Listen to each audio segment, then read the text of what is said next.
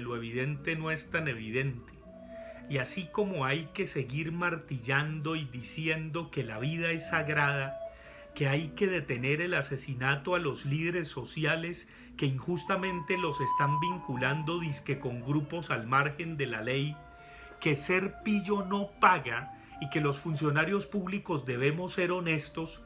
acabamos de votar una bendita consulta anticorrupción de 7 puntos que, aunque no alcanzaron a pasar el umbral para convertirse en leyes de la República, sí obtuvieron un resultado significativo como para presionar a este gobierno, de tal modo que hicieron que convocara a todas las bancadas políticas del Congreso para radicar no sé cuántos proyectos contra ese flagelo, un paquete de medidas, dice el presidente de la República. El resultado de la consulta anticorrupción lo que ha mostrado es que existen dos Colombias. Una Colombia de moral rural gamonal, donde todavía los terratenientes siguen mandando y que conciben a este país como a una hacienda. Por supuesto, es allí donde menos presencia del Estado hay y donde más índices de corrupción se presentan. Y otra Colombia un poco más urbana, de vocación a construir sociedad civil donde prima el voto de opinión. Independientemente de esas dos Colombias, hay que retrotraer la investigación que recientemente publicara la Universidad Externado de Colombia, con la participación de más de 70 investigadores, quienes a lo largo de 4 tomos se aproximan a ese maldito flagelo, a sus raíces sociohistóricas y culturales, a la corrupción sectorial, a la corrupción privada y a la corrupción estatal.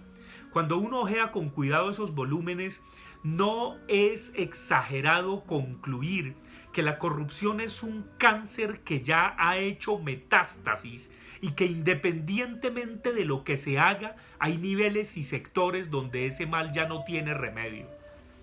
Por supuesto, ese resultado no le va a gustar para nada a los voluntaristas de la acción, que cual sepulcros blanqueados siempre tienen a voz en cuello una consigna: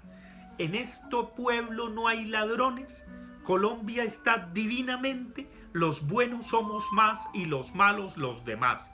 Pues hay que decirle a esos benditos sepulcros blanqueados voluntaristas de la acción, que suelen diluir la corrupción en moralismos culturales, culpando, qué sé yo, a la señora que le inyecta agua a las naranjas para hacer crecer o rendir su jugo de naranja que vende en la calle, que la corrupción fundamental está en cuando un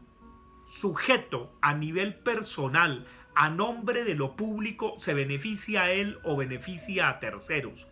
Y la raíz de esa corrupción, sobre todo, se ha acuñado en Colombia a finales de los años 70 y 80, cuando se dio una suerte de concubinato o amangualamiento entre las élites y el narcotráfico, que desgraciadamente pasó de agache con el proceso de paz y todos comieron y bebieron callados. Pues bien, ese concubinato entre las élites y el narcotráfico lo que hizo fue abrir una puerta giratoria entre lo público y lo privado, de tal manera que hay un montón de disque servidores públicos que obtienen información privilegiada del Estado y luego salen del Estado y van a lo privado, dicen que lo público no sirve, que hay que privatizarlo y tienen agenda doble. Pues bien,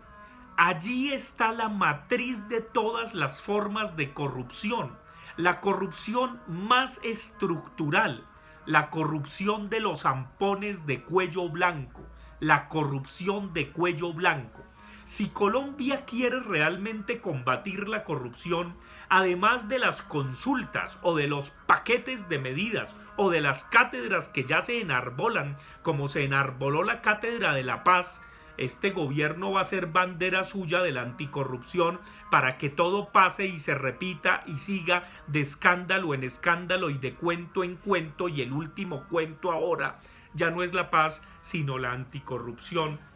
Pues bien, ataquemos la corrupción de cuello blanco, que es esa corrupción dulce, que con bondad, que quiere salvar y que a nombre del pueblo y del bien común fríamente calcula cómo beneficia a los corruptos de cuellos blancos o a sus secuaces. Esa es la corrupción que hay que atacar, esa que es la más hipócrita y que posibilita todas las demás formas de expresión. De tal forma que así como los extremistas de derecha están proponiendo un referendo de cárcel perpetua para violadores de niños, los ciudadanos libres debemos proponer un referendo de cárcel perpetua para los corruptos de cuello blanco. Ahí sí estamos dando en el clavo y atacando la corrupción endémica de Colombia. Y hay 4 ejemplos que son 4 perlas donde jamás se les comprobará a los corruptos que lo fueron. Agroingreso seguro, los bonos del agua de un ministro de Hacienda de cuyo nombre no quiero acordarme porque debería engrosar las páginas de la historia universal de la infamia. Ser Pilo que se volvió pillo paga. Evidentemente nadie va a comprobar que una ministra pactó implícitamente con una universidad privada para equilibrar sus cuentas, sino todo lo contrario. Permitió que una cantidad de niños de los rincones más apartados de Colombia, mejores bachilleres, tuvieran la mejor educación en la mejor universidad privada, The Andes University. Y por supuesto viene un cuarto ejemplo, una cuarta perla, las exorbitantes contrataciones que ya vendrán del metro elevado de Bogotá sin los estudios suficientes previos. Pues bien, si queremos combatir realmente la corrupción, cárcel perpetua para corruptos de cuello blanco. Esa es la solución.